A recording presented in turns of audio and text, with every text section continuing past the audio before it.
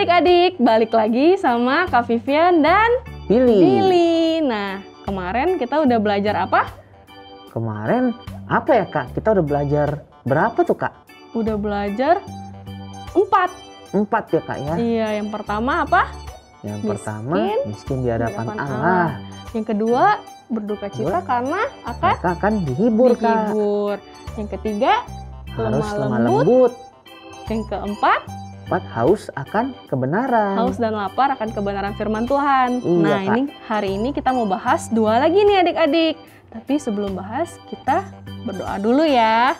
Yuk Bil, bantu kakak Oke, dalam Kak. doa. Yuk teman-teman, mari kita berdoa. Tuhan Yesus, terima kasih Tuhan untuk hari ini. Kami boleh bangun dengan roh, jiwa, tubuh yang sehat. Sebentar kami mau beribadah bersama Tuhan Yesus. Tuhan tolong pimpin ibadah ini, berikan kami hikmat dan pengertian yang daripada Tuhan Yesus sendiri. Biar firman yang akan kami dengar sebentar ini boleh menjadi berkat dan boleh kami lakukan dalam keseharian kehidupan kami. Terima kasih Tuhan Yesus, kami siap untuk mengikuti ibadah ini hanya di dalam nama Tuhan Yesus Kristus. Haleluya. Amin. Nah, jadi kakak mau bahas di Matius 5 ayat ke-7. Ini kakak bacain ya adik-adik. Berbahagialah orang yang murah hatinya, karena mereka akan beroleh kemurahan. Murah hati itu maksudnya apa? Maksudnya hatinya dijual murah gitu ya Bil? Kayaknya bukan deh Kak. Bukan, itu arti dunia ya Bil. Kalau murah arti dunia ya. Nah di sini itu kakak jelasin ya, maksudnya murah hati itu misalnya nih kakak dengan ikhlas, nggak mau minta balesan, nggak mau ya pokoknya nggak mau minta balesan, jadi kakak berbuat baik sama orang. Nah nanti suatu saat kalau misalnya kakak butuh sesuatu, pasti Tuhan sediakan orang untuk berbuat baik ke kakak juga. Nanti nggak mau tolong kakak. Oh gitu Kak. Iya. Jadi hukum tabur tua ya Kak Iya ya? bener, misalnya kita tabur kebaikan hari ini, nanti suatu saat Tuhan akan kasih kebaikan untuk juga kita gitu loh. Jadi jangan jemu-jemu, jangan males-males untuk berbuat kebaikannya ke siapapun. Jangan karena juga ini ya Kak, dengan kita berbuat baik, ya tadi Pak, mungkin nggak sekarang kita kelihatan balasannya, tapi pasti Tuhan sediakan ya Kak ya. Suatu saat Tuhan pasti sediakan kalau misalnya kita lagi butuh sesuatu gitu loh Bil, kayak iya, Kak. Aduh semua orang nggak bisa bantu aku. Nah pasti nanti Tuhan sediakan. Makanya jangan jemu-jemu berbuat baik ya Bil ya. Karena ya itu tadi, nanti kita juga dapat kebaikan ke depannya. Terus misalnya kita mau tolong orang, kita nggak usah mikirin kalau suatu saat orang ini harus tolong aku juga, jangan minta balasan kayak gitu juga. Karena itu jadinya nggak ikhlas nolongin orang. Iya Kak. Gitu. Kalau nggak ikhlas ya Tuhan pasti lihat ya Kak, Tuhan pasti tahu ya Kak ya. Makanya teman-teman, kalau kita nolong orang, kita harus yang tadi Kak Vivian bilang, jangan mengharapkan imbalan apa-apa. Betul, jangan pamrih ya. Betul Kak. Kan di Alkitab juga Tuhan bilang ya, kalau kita menolong sesama kita, itu kan berarti kita seperti melakukan untuk Tuhan. Untuk Tuhan, betul banget Kak. Jadi jangan lihat orangnya, tapi mikirnya, oh aku berbuat seperti ini untuk Tuhan. Betul kayak Kak. gitu. Terus kan Tuhan juga bilang ya Kak, kita harus mengasihi sesama manusia seperti mengasihi Tuhan. Seperti mengasihi Tuhan dan mengasihi diri sendiri juga Kak. Diri sendiri juga. Ya kayak gitu. Jadi adik-adik.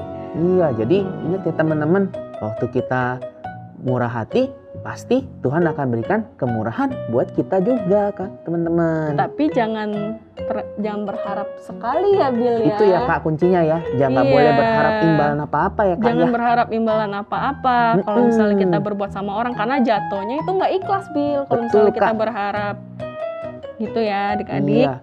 Nah tadi tentang murah hati, karena kita akan beroleh kemurahan ya Kak ya.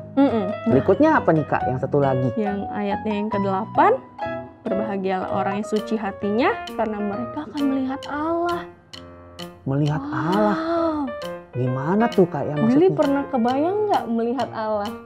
Belum pernah sih Kak. Belum pernah ya. Yang Billy tahu katanya kalau melihat Allah itu katanya silau Oh, banget. silau banget ya. Iya, sampai nggak bisa ngelihat Kak. Biasanya kesaksiannya itu datang dari orang yang suci hatinya, Bil. Oh gitu ya Kak. Makanya di sini dibilang berbahagia orang yang suci hatinya karena mereka akan melihat Allah. Suci itu jadi maksudnya gimana sih Kak? Suci itu artinya Bersih. bersih. Jadi nggak punya kejahatan di dalam hatinya. Jadi kayak nggak berbuat jahat.